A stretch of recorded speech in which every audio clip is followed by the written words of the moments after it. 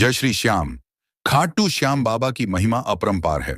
वे हारे का सहारा हैं और अपने भक्तों के सब कष्ट पल भर में दूर कर देते हैं।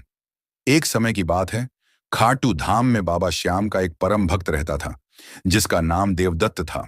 देवदत्त जन्म से ही अंधा था। उसने इस दुनिया के रंग कभी नहीं देखे थे, लेकिन उसके दिल में बाबा श्याम के प्रति अटूट विश्वास और प्रेम था। वह देख नहीं सकता था, पर अपनी अंतरात्मा से हमेशा खाटू नरेश की दिव्य छवि का ध्यान करता रहता था। रोज सुबह उठकर वह दूसरों के सहारे खाटू श्याम जी के मंदिर पहुंचता। मंदिर की चौखट पर बैठकर वह घंटों बाबा के भजन गाता और बस एक ही बात कहता, हे शीश के दानी, हे हारे के सहारे, मैं नहीं जानता कि आप कैसे दिखते हैं, लेकिन मेरी इस सूनी जिंदगी में सिर्फ आपका ही नाम का सहारा है। कुछ लोग देवदत्त का मजाक भी उड़ाते थे।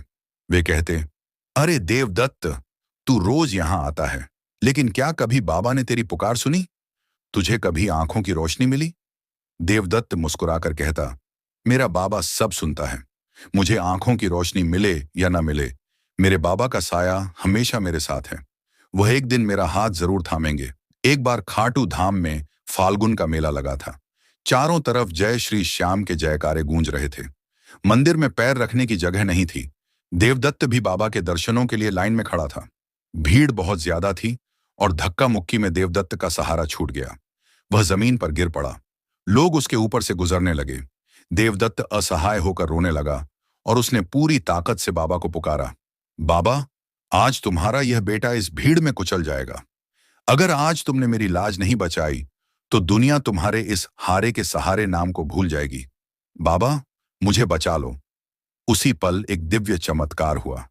भीड़ के बीच में से एक अत्यंत सुंदर, सांवले सलोने रूप वाले राजकुमार जैसे बालक ने आकर देवदत्त का हाथ पकड़ लिया। उस बालक के छूते ही देवदत्त के पूरे शरीर में एक अनोखी ऊर्जा दौड़ गई। बालक ने उसे बड़े प्यार से उठाया, उसके कपड़ों की धूल साफ की और कहा, उठो भक्तराज, तुम्हारा बाबा कभी अपने भक्तों को गिरने नहीं देता। देवदत्त ने जैसे ही उस बालक की आवाज सुनी, उसकी आंखों में एक तेज चमक पैदा हुई। उसकी आंखों के सामने जो बरसों से अंधेरा छाया था, वह अचानक गायब होने लगा। धीरे धीरे उसे धुंधला सा दिखाई देने लगा और फिर जब उसने अपनी आंखें खोली तो सबसे पहले उसके सामने वही सांवला बालक खड़ा था, जिसके चेहरे पर मंद मंद मुस्कान थी। देवदत्त समझ गया कि यह कोई साधारण बालक नहीं, बल्कि स्वयं साक्षात बाबा श्याम है। देवदत्त रोते हुए बाबा के चरणों में गिर पड़ा। उसने कहा, प्रभु, आपने मुझे सिर्फ दुनिया देखने के लिए आंखें नहीं दी, बल्कि सबसे पहले मुझे अपने रूप के दर्शन करा दिए। मेरा जीवन धन्य हो गया। जब देवदत्त ने सिर उठाया तो वह बालक अंतर्ध्यान हो चुका था और वह मंदिर के गर्भगृह में बाबा के श्याम विग्रह के ठीक सामने खड़ा था। बाबा श्याम कभी भी अपने सच्चे भक्त की पुकार को अनसुना नहीं करते, चाहे परिस्थिति कितनी भी कठिन क्यों ना हो। अगर मन में सच्चा विश्वास है तो बाबा श्याम हर अंधेरे जीवन में खुशियों और उम्मीद की रोशनी भर देते हैं। बोलिए खाटू नरेश की जय, हारे के सहारे की जय।